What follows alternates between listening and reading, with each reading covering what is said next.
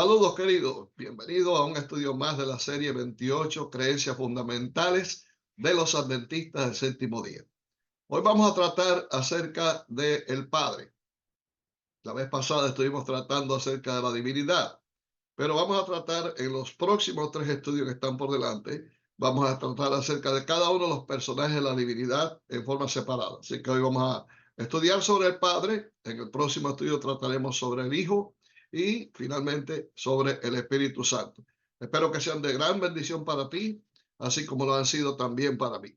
Pasamos inmediatamente a nuestro estudio en esta ocasión. Y es importante cuando estudiamos acerca del Padre tener presente algo que quizás hemos dicho en otras ocasiones y tal vez lo dijimos en el estudio pasado. Y es el hecho de que cuando estudiamos acerca del Padre siempre tenemos que ir al Hijo. Porque Jesús, él mismo dijo que él había venido a revelar al Padre. De tal manera que, como en la Biblia no encontramos muchas referencias acerca de quién es exactamente Dios, cómo es Dios, su naturaleza, su carácter y demás, todo lo podemos ver a través del Hijo. Así que en este estudio, cuando estudiamos el Padre, indudablemente vamos a utilizar pasajes que se aplican también al Hijo, tanto en el Antiguo como en el Nuevo Testamento. Empezamos con la descripción que nos hace el libro Creencias de los Adventistas del Séptimo Día, en la página 34. Dice allí: Dios, el Padre eterno, es el creador, originador, sustentador y soberano de toda la creación. Es justo y santo, misericordioso y clemente, tardo en airarse y abundante en amor y fidelidad. Las cualidades y las facultades del Padre se manifiestan también en el Hijo y en el Espíritu Santo. Debido a eso es que cuando contemplamos y estudiamos acerca de estas tres personas que son coeternas y son a la vez distintas, podemos comprender cómo se trata de un solo Dios. Ahora, ¿cuál es el concepto que mucha gente tiene de Dios el Padre? En Mateo capítulo 5, versículos 38 al 41, Jesús dijo: oíste que fue dicho, ojo por ojo y diente por diente. Pero yo os digo, no resistáis al que es malo. Antes, a cualquiera que te hiera en la mejilla derecha, vuélvele también la otra. Y al que quiera ponerte a pleito y quitarte la túnica, déjale también la capa. Y a cualquiera que te obligue a llevar carga por una milla, ve con él dos. Mucha gente piensa que Dios es un Dios cruel, tirano, caprichoso, que vengativo. Ese es el concepto que mucha gente tiene acerca de Dios. Y tal vez se deba al concepto de la ley del talión. En las instrucciones que dio Moisés en la antigüedad, había dicho que todo aquel que cometía un pecado o cometía quizás un crimen o algún delito en contra de otra persona, debía pagar igualmente por lo que había hecho, en la misma calidad de lo que había hecho. Debía pagar en la misma calidad y cantidad de lo que había ofendido. Ahora Jesús viene y dice: no, eso no debe ser así. Al contrario, debemos tratar a todos con amor, debemos tratar a todos con deferencia, debemos tratar a todos como si fueras tú mismo. Es la ley que conocemos como la ley de oro, la regla de oro: hacer con los demás lo que nos gusta que hagan con nosotros mismos. Y por esa razón, pues quizás muchas personas tienen ese concepto acerca de Dios. Sin embargo, cuando profundizamos en la Biblia, cuando nos adentramos en la palabra de Dios, nos damos cuenta de que no es así. Veamos algunos pasajes en el Antiguo Testamento para ver cómo se nos presenta al Padre en el Antiguo Testamento.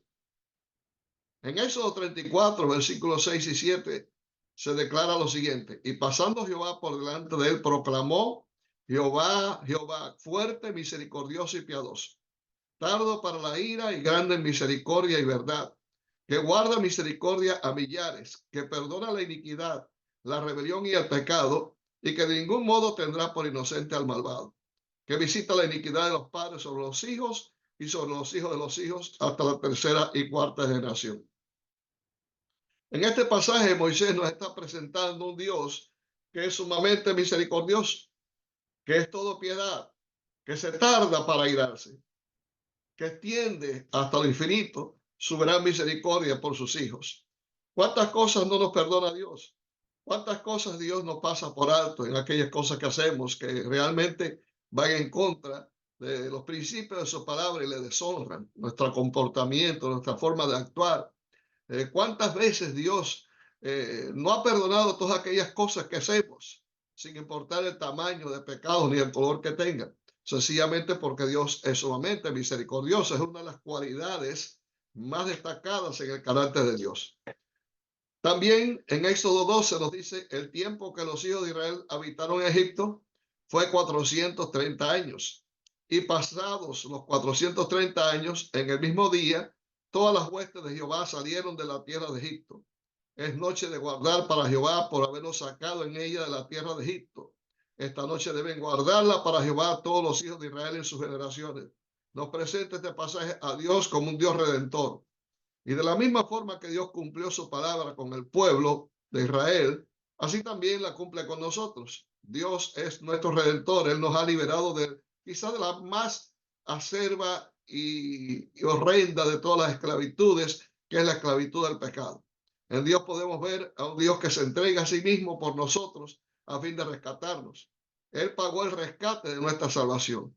Pagó el rescate porque seamos liberados y podamos gozar de libertad absoluta y vida eterna a través del precio más extraordinario que jamás se pueda pagar, que es la vida de su propio Hijo Jesús. Nuestro Dios es un Dios de refugio, lo dice el Salmo 46. Dios es nuestro amparo y fortaleza. Mira qué pasaje más lindo este. Dios es nuestro amparo y fortaleza, es nuestro pronto auxilio en las tribulaciones.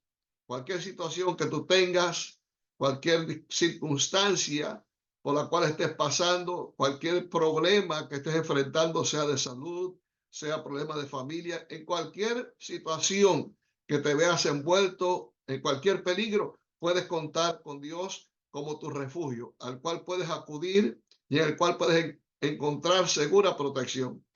Tal como compuso Martín Lutero en ese famoso canto, Castillo fuerte es nuestro Dios. Dios es el castillo para proteger dentro de sus muros a todos aquellos que buscan protección, que buscan solución para sus problemas, que buscan alivio para sus necesidades. Dios también es un Dios perdonador. Dice en Salmo 103, porque como la altura de los cielos sobre la tierra, engrandeció su misericordia sobre los que le temen, cuanto está lejos el oriente del occidente, hizo alejar de nosotros nuestras rebeliones.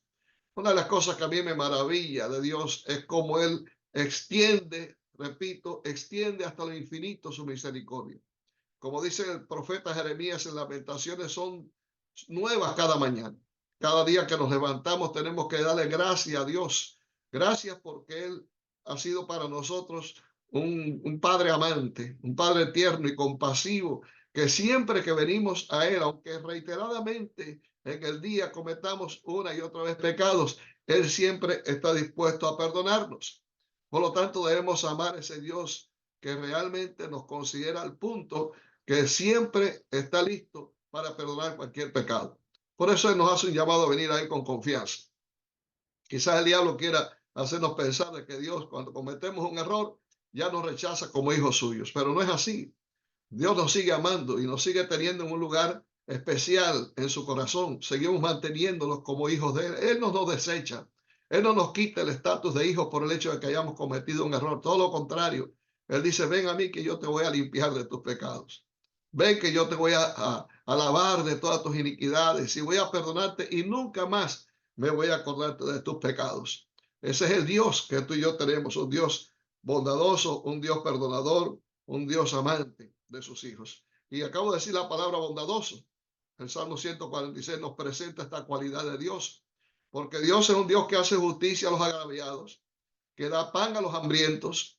Jehová liberta a los cautivos. Estas palabras que estoy recitando aquí son palabras que fueron puestas en un canto lindo, un canto evangélico. Jehová liberta a los cautivos. Jehová abre los ojos a los ciegos. Jehová levanta a los caídos. Jehová ama a los justos. Jehová guarda a los extranjeros, aquellos que están extranjeros en un país, aquellos que están huyendo de sus lugares donde nacieron porque están siendo perseguidos y tienen que mudarse a una tierra que no conocen. Allí van a encontrar un Dios también que los recibe como sus hijos, que los ama también y los protege donde quiera que tengan que ir. A los huérfanos y a la viuda sostiene, y el camino de los impíos trastorna.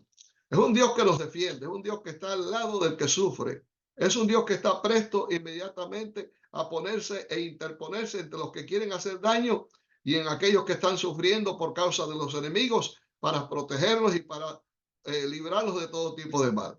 Dios es nuestro escudo. Dios es ese guía gigante que está ahí a nuestro lado para defendernos de cualquier mal. Por eso la bondad de Dios se destaca plenamente en su carácter. Además de ser bondadoso, Dios es fiel. Este es uno de los pasajes preferidos míos. Isaías 41:10, quizás sea el tuyo también. No temas porque yo estoy contigo, dice Dios. No desmayes porque yo soy tu Dios que te esfuerzo. Siempre, siempre te ayudaré. Siempre te sustentaré con la diestra de mi justicia. Esto me eriza a mí, me electriza saber que Dios siempre va a estar conmigo. A veces pensamos que no. A veces nos vemos tan, no sé, tan distantes de Dios. Quizás nos sentimos apartados de Dios y pensamos que Dios nos ha abandonado porque hemos caído tanto en el pecado que pensamos que a Dios no nos ama. Pero no, Dios me dice, yo voy a estar siempre allí contigo, yo nunca te voy a abandonar, siempre te voy a sustentar. La palabra sustentar es muy importante. Nos hace ver un Dios que no solamente nos creó, sino que también está para proveer para todas nuestras necesidades, sean estas físicas o espirituales o emocionales. Dios provee para sustentar nuestras necesidades. Cuando estamos caídos, cuando nos vemos realmente desfallecientes, ahí está Dios para levantarnos, para darnos ese segundo aire, para darnos ánimo y que podamos continuar adelante. La unidad del Antiguo y Nuevo Testamento y su plan común de redención se revela por el hecho de que el mismo Dios habla y actúa en ambos testamentos para la salvación de su pueblo. Por eso nos dice en Hebreos que Dios, habiendo hablado muchas veces y de muchas maneras en otro tiempo a los padres por los profetas, en estos postreros días nos ha hablado por el Hijo, a quien constituyó heredero de todo y por quien asimismo hizo el universo. El Hijo de Dios, Jesucristo, es un link, es un eslabón que une al Antiguo y Nuevo Testamento. Y de la misma forma que se nos presenta al Padre en el Antiguo, ahora vemos al Hijo en el Nuevo también presentándonos al Padre, porque ambos gozan de las mismas cualidades, ambos son idénticos, de manera que podemos contemplar tanto en el Hijo y al Padre esas mismas virtudes y cualidades que corresponden a un Dios eterno, a un Dios amante, a un Dios redentor, a un Dios compasivo, a un Dios perdonador, todas esas cualidades que hemos visto en estos momentos. Lo que el Nuevo Testamento declara acerca del papel de Cristo desempeñó en la creación y el Éxodo sugiere que aún el Antiguo Testamento a menudo describe a Dios el Padre por medio del Hijo. Dios estaba en Cristo reconciliando consigo al mundo. Segunda de Corintios 5:19. Sí, querido, realmente Dios, el Padre, Dios, el Hijo son una sola cosa. Y en esto unimos también al Espíritu Santo. Son uno porque tienen un mismo interés. Son unos porque están trabajando mancomunadamente por nuestra salvación. Son unos porque nos aman con una intensidad de amor que no es diferente el uno del otro. Son unos porque tienen las mismas cualidades de un Dios, las mismas virtudes de un Dios, la misma esencia, el mismo carácter. Por eso son una sola cosa. Es un Dios eterno que está para servirnos, está para brindarnos su apoyo, está para ayudarnos en el crecimiento espiritual, está para rescatarnos del pecado, está allí precisamente para solucionar ese problema que te afecta tanto. Ahora vamos un poquitico en el Nuevo Testamento a encontrar cómo presenta al Padre el Nuevo Testamento. En Efesios capítulo 3, versículos 14 y 15 se nos presenta a Dios como el Padre de toda la creación. Pablo decía, por esta causa doblo mis rodillas ante el Padre de nuestro Señor Jesucristo, de quien toma nombre toda familia en los cielos y en la tierra. Él es el Padre tanto de los mundos que no han caído, como es el Padre también de todos los que habitamos en este mundo, que estamos siguiendo los pasos de Jesús.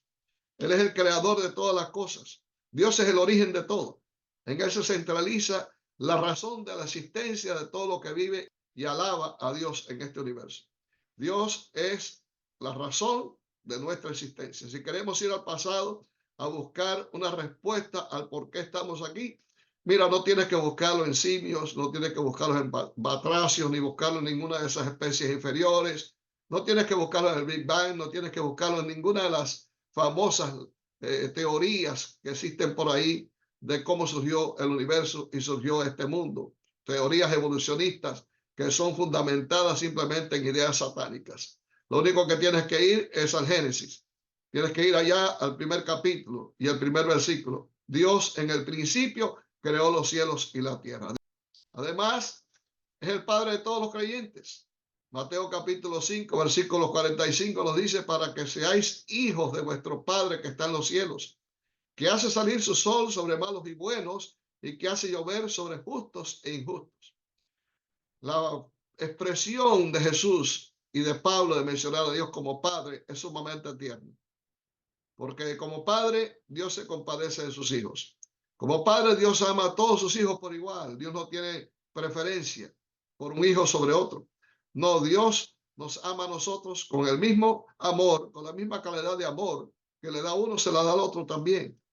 Dios no hace excepción de personas, Dios no es excluyente, Dios nos incluye a todos en su amor. Él no ama al blanco porque es blanco y desecha al negro porque es negro. No, Dios no es así. Dios no es racista. Dios ama al negro, ama al blanco, ama al chino, ama al indio. A todos nos ama por igual. Ese es nuestro Dios, es nuestro Padre, que tiene las mismas prebendas con todos los que nacimos en este mundo. Le damos gracias a nuestro Dios porque nos acepta a todos sin importar nuestras diferencias. Cuando Jesús oró allí en el aposento alto, Él oró por la unidad de todos los creyentes. Oró para que todos seamos uno, así como el Padre y Él son uno, que también tú y yo podamos ser uno, sin importar las diferencias que podamos tener. Cristo vino, por lo tanto, a este mundo a revelar al Padre. Él se lo dijo allí a Felipe. Felipe vino con una pregunta, Señor, o con una petición, mejor dicho, Señor, muéstranos al Padre y nos basta. Y Jesús le dijo, tanto tiempo hace que estoy con vosotros y no me has conocido, Felipe. El que me ha visto a mí, ha visto al Padre. ¿Cómo pues dices tú, muéstranos al Padre? En Cristo y el Padre se manifiesta algo que no se manifiesta normalmente en los seres humanos. Por mucho que un hijo pueda llegar a parecerse a un padre, no llega a copiar todo exactamente. Puede parecerse ciertas cosas, la forma en que camina, tal vez algunos gestos, o inclusive la manera que habla y actúa, pero no siempre hay un 100% de similitud entre un hijo y un padre en cuanto a parecido. Sin embargo, en lo que respecta al Padre y al Hijo, Dios el Padre y Dios el Hijo, exactamente es lo mismo. Por tanto, cuando contemplamos a Jesús, cuando vemos a Jesús en su carácter divino, cuando lo vemos actuar entre los que en aquel tiempo tuvieron el privilegio de compartir con Él, exactamente estamos viendo al Padre. Felipe no lo había entendido así, pero creo que desde ahí en adelante pudo poner más atención en lo que Jesús quería mostrarle. Porque hay que entender que Jesús vino a este mundo, entre los propósitos que tenía era mostrarnos a nosotros quién era realmente Dios. Hasta ese momento, Satanás había distorsionado el carácter de Dios. Lo había pintado como un Dios cruel. Lo había pintado como un Dios que se complacía en la venganza, en la injusticia. Pero ahora vino Cristo para mostrarnos que el Padre no es lo que el diablo pretendía pintar de él. El diablo es padre de mentira. Dios no, Dios es veraz. Dios siempre anda con la verdad, nunca nos miente. Dios nunca nos va a dejar a nosotros enganchados, no, jamás. Dios siempre va a cumplir su palabra con cada uno de nosotros. Así que para poder entender quién es el Padre, tenemos que verlo a través de Jesús. Y viene la pregunta, ¿de qué maneras reveló Jesús al Padre? Nos pintó al Padre como un Dios que da. Jesús reveló que su Padre es un Dios generoso que da. Vemos su generosidad en el acto de dar durante la creación, en Belén y también en el Calvario, y sobre todo en el Calvario. Jesús es la revelación de un Dios que da. De tal manera amó Dios al mundo que ha dado a su Hijo unigénito. En la creación lo vemos como un Dios que le da a sus criaturas todo lo necesario para que puedan vivir felices. Y también en Belén, allí vemos a un Dios que dio a su Hijo, venido al cumplimiento del tiempo, Dios envió a su Hijo, nacido de mujer y nacido bajo la ley. Dios siempre está dando. Por la mañana cuando te levantas y ves el sol, ese sol maravilloso que sale en el este y comienza su derrotero a lo largo del día, puedes ver un Dios que está dando. Cuando ves la lluvia que cae para nutrir la tierra, puedes ver un Dios que está dando. Cuando tú ves que tienes fuerza para trabajar, que Dios te bendice, que lo que tú haces se reproduce finalmente en bendiciones, ese es un Dios que está dando. Todo lo que este mundo experimenta en bendiciones es de un Dios que está derramando constantemente bendiciones sobre sus hijos. Jesús también reveló a Dios como un Dios de amor. El tema favorito de Jesús era la ternura y el abundante amor de Dios. Él dijo, amad a vuestros enemigos, bendecid a los que os maldicen, haced bien a los que os aborrecen y orad por los que os ultrajan y os persiguen, para que seáis hijos de vuestro Padre que está en los cielos, que hace salir su sol sobre malos y buenos y que hace llover sobre justos e injustos. Mateo 5, 44 y 45. Sí, indudablemente Jesús se encargó de que pudieran aquellos de aquel entonces entender que Dios se complacía en amarlos. Y también Dios quiere que nosotros entendamos eso, que Dios se complace en amarnos, pero Él quiere que también amemos, así como Él nos ama a nosotros. Y a la medida que amamos aún hasta nuestros enemigos, nos vamos haciendo cada vez más cercanos a Dios en carácter, en pensamiento, en motivos de vivir. Nos estamos acercando, repito, cada vez más a Dios. En su vida y ministerio y en sus enseñanzas, Jesús ilustró el amor de Dios y el carácter de Dios a través de tres parábolas muy significativas. La primera de esas parábolas es esta parábola que voy a mencionar. Nos dice en el Evangelio de San Lucas, capítulo 15, que entonces él le refirió a esta parábola diciendo, ¿qué hombre de vosotros teniendo 100 ovejas se pierde una de ellas, no deja las 99 en el desierto y va tras la que se perdió hasta encontrarla? Y cuando la encuentra, la pone sobre sus hombros gozoso. Y al llegar a casa, reúne a sus amigos y vecinos diciéndoles, gozaos conmigo porque he encontrado a mi oveja que se había perdido. Esta parábola es muy importante y muy interesante. Es una parábola cósmica porque en ella podemos vernos reflejados todos, no solamente los que vivimos en este mundo, sino también todo el universo. Digamos que las 99 son todos los mundos que Dios ha creado, donde habitan seres justos, santos, que nunca cayeron en pecado. Pero este mundo cayó en pecado. Y ahora Cristo abandonó las 99. No es que la dejó, digamos, sin cuidado, no. El cuidado eterno de Dios está en todo el universo. Pero Él depuso su trono y vino acá a la tierra para buscar la ovejita que se había perdido. Una oveja que se pierde tiene ciertas cualidades que se representan en esta parábola. Número uno, la oveja sabe que está perdida. Lo conoce, sabe que está perdida, que no está en el lugar que le corresponde. El único problema que tiene la oveja que está perdida es que ella no sabe cómo regresar. Necesita alguien que venga y la busque y la lleve de nuevo a casa. Eso fue lo que Jesús hizo con nosotros.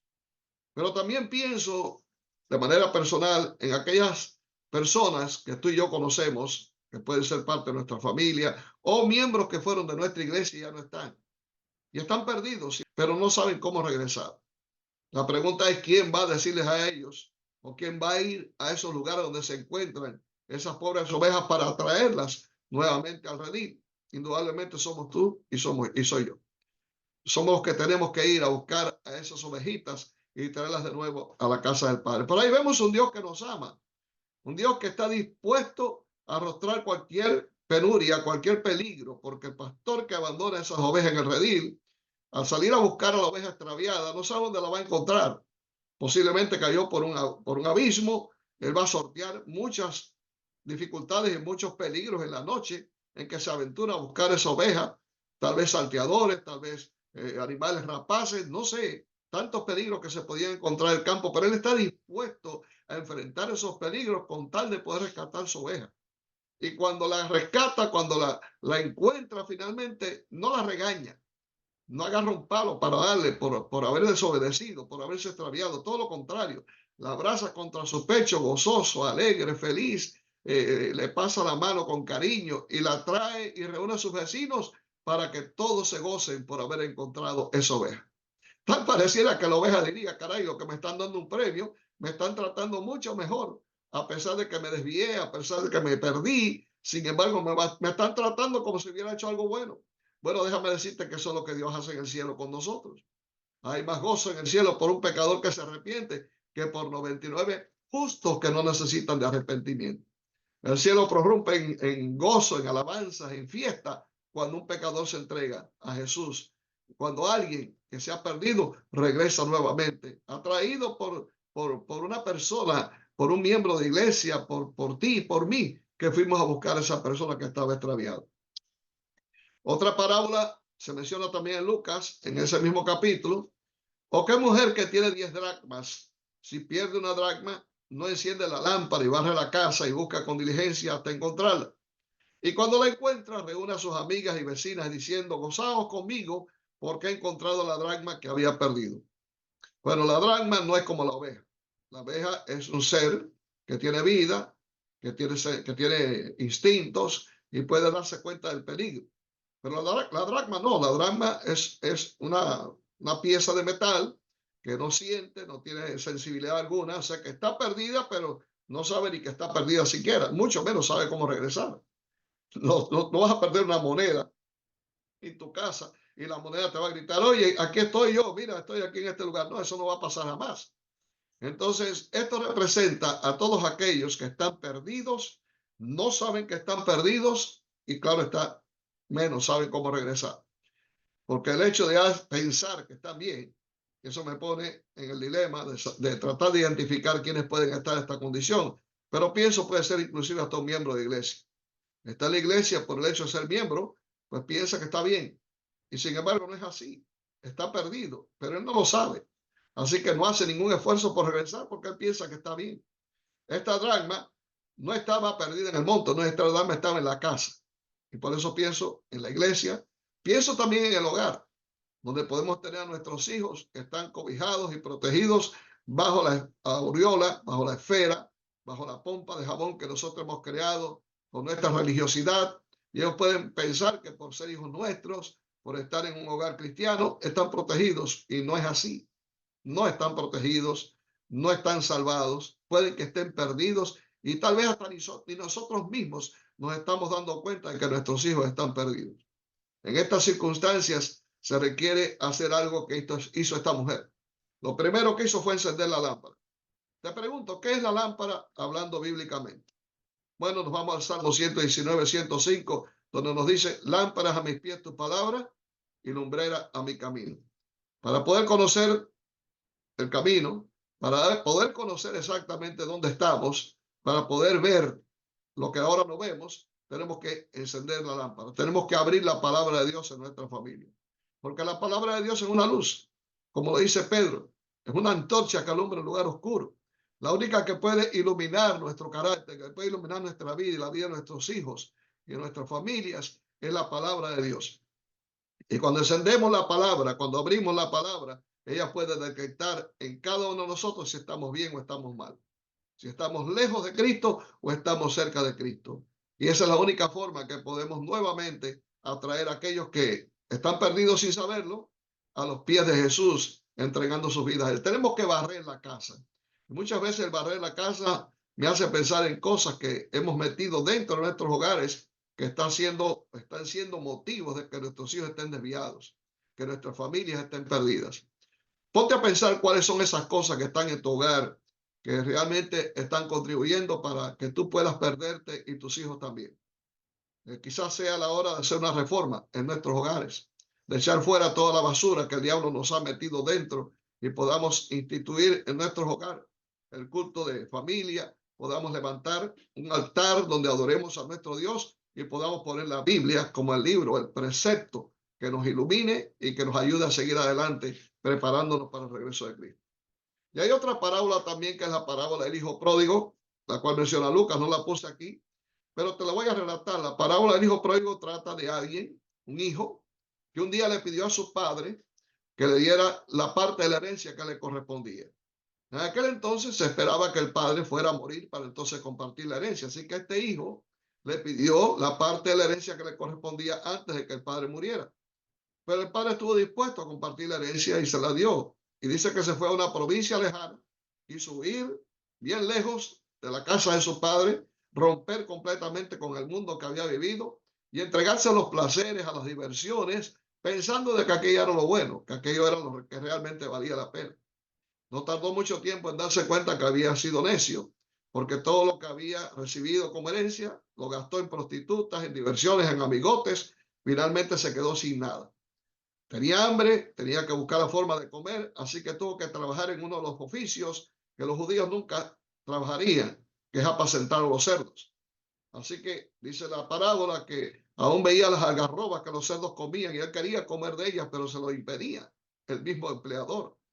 Pero un día, después que llegó y tocó fondo ya no sabía ni a dónde ir ni qué hacer, dice que volvió en sí. ¿Sabes? Una de las cosas que me llama la atención es la persistencia del Espíritu Santo.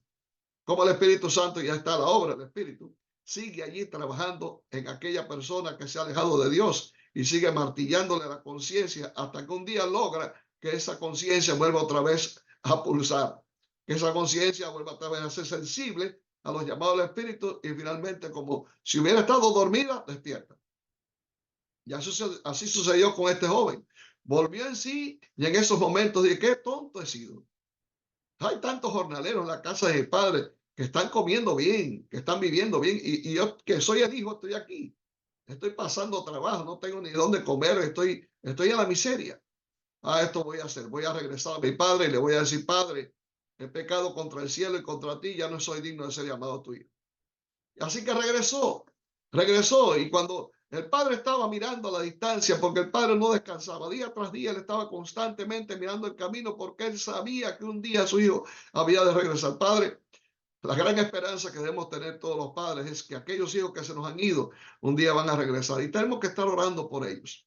Tenemos que estar constantemente intercediendo delante de Dios por ellos, porque Dios va a hacer un milagro. El Espíritu Santo va a seguir trabajando en el corazón de esos hijos que se han apartado.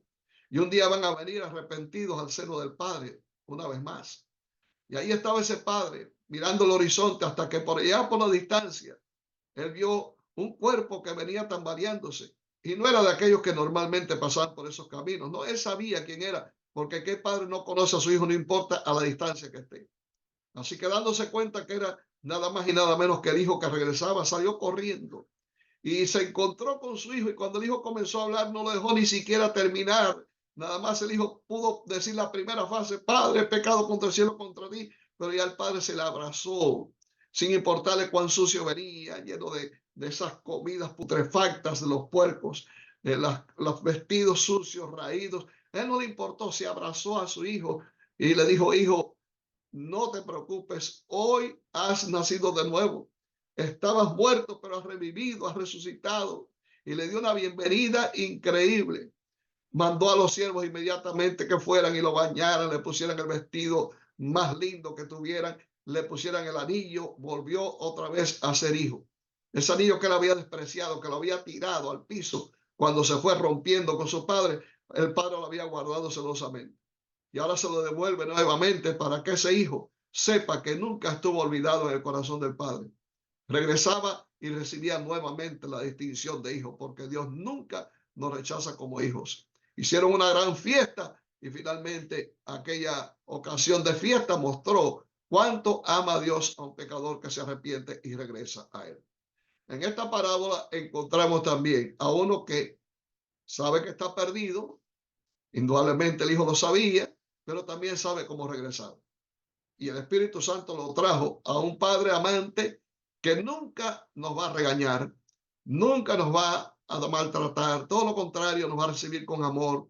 Y esto es una lección para todos, porque me hace pensar, y esto es triste, que algunos hermanos de iglesia, cuando alguien que se ha ido al mundo y ha hecho cualquier cosa, pero ahora regresa, lo tratan mal. Y lo tratan con desprecio y hasta le cierran las puertas. Eso no debe ser así, debemos gozarnos con el cielo. Debemos gozarnos con el Padre, porque el Padre los recibe con gozo, con alegría, no los maltrata, no los hiere, no los regaña. Tenemos que imitar el carácter de nuestro Dios para poder llegar a ser hijos de nuestro Padre que está en los cielos. Leemos lo siguiente, con un corazón anhelante, el Padre anticipa la segunda venida, cuando los redimidos sean finalmente llevados a su hogar eterno. Entonces se verá que su acto de enviar a su Hijo unigénito al mundo para que vivamos por él, claramente no habrá sido en vano. Únicamente el amor abnegado e insondable puede explicar por qué, aunque éramos enemigos, fuimos reconciliados con Dios por la muerte de su Hijo. ¿Cómo podríamos rechazar tal amor y rehusar reconocerle como nuestro Padre? Una pregunta muy importante. Quiero terminar este estudio con esta revelación. Es una visión reveladora. Está en Daniel capítulo 7, versículos 13 y 14. Está tomada de ese capítulo que trata acerca de esas 4 bestias, que son los 4 imperios que habrían de coexistir o habían de existir antes de la venida de Cristo. Babilonia, Medo-Persia, Grecia y después Roma. Pero dice que el relato bíblico, que después de esta última parte de la historia del Imperio Romano, habría algo que ocurriría, y lo vio precisamente el profeta Daniel en visión. Él vio un anciano de días que se sentaba sobre su trono en una actitud de juicio, y dice que los libros fueron abiertos y comenzó el tribunal celestial, sucesión que perdura hasta este momento. Y se estaba refiriendo básicamente a la apertura del tribunal celestial que ocurrió el 22 de octubre del año 1844. Pero ahora aquí en esa otra parte, a partir del versículo 13, nos dice el profeta que él todavía estaba mirando y vio en la visión de la noche y vio con las nubes del cielo que venía uno como un hijo de hombre, y ya sabemos quién es. Y vino hasta el anciano de días y lo hicieron acercarse delante de él. Y le fue dado dominio, gloria y reino para que todos los pueblos, naciones y lenguas lo sirvieran. Su dominio es dominio eterno que nunca pasará, y su reino es uno que nunca será destruido. En esta visión que vio Daniel, él contempló al Padre, el anciano de días, que está representando esta expresión al Padre, sentado sobre su trono. Pero ahora viene el Hijo del Hombre, Jesús. El profeta lo vio como un ser humano, o sea que está presentándose a Jesucristo no con su divinidad, sino se está representando a Jesús con la humanidad incorporada. Quiere decir que este hecho ocurre después de que Jesús viniera a la tierra y ascendiera finalmente al cielo. Viene hasta el anciano de días para recibir su trono, para recibir su reino. Y este hecho de recibir el reino ha de ocurrir en algún momento antes de que Cristo concluya su ministerio en el santuario celestial. Esta recepción del reino va a ocurrir. Dios le va a entregar el reino a Jesús. Y entonces ocurrirá la famosa fiesta de bodas, en celebración de que Jesús ha recibido el reino. Pero lo que quiero destacar en este pasaje es cómo el profeta vio indistintamente al Padre en una posición identificada de una manera diferente a como ve al Hijo. De manera que tanto el Padre como el Hijo son dos personas distintas en la divinidad. Ambas están ocupando en esos momentos posiciones diferentes. El Padre está allí en su función de juez y ahora viene el Hijo para recibir el reino. Si entienden lo que estoy queriendo decir, sencillamente yo estoy interpretando que a la vista de Daniel no había ninguna duda al respecto de que en la divinidad había más de una persona. Ellos lo entendían perfectamente así. Y así fue como se le presentó también al profeta. Y la pregunta que hago es, si tanto el Padre como el Hijo son dos personas distintas, ¿qué hay con el Espíritu Santo? Bueno, esta pregunta la vamos a dejar para el estudio que corresponda al Espíritu Santo. En el próximo estudio vamos a tratar entonces acerca del Hijo. Pido a Dios, y esa es mi oración, de que el estudio que hemos tenido en esta oportunidad sea bendición para ti, repito, así como lo ha sido también para mí. Y que mediante el estudio de la Biblia y mediante nuestra relación con nuestro amado Salvador, podamos conocer mucho más aún el carácter de ese gran Dios, ese Padre amante que todos tenemos, que nunca nos abandona, que nos ama a todos por igual y que desea lo mejor para nosotros. Dios te bendiga, que Dios te guarde, es mi deseo y oración. Nos vemos la próxima.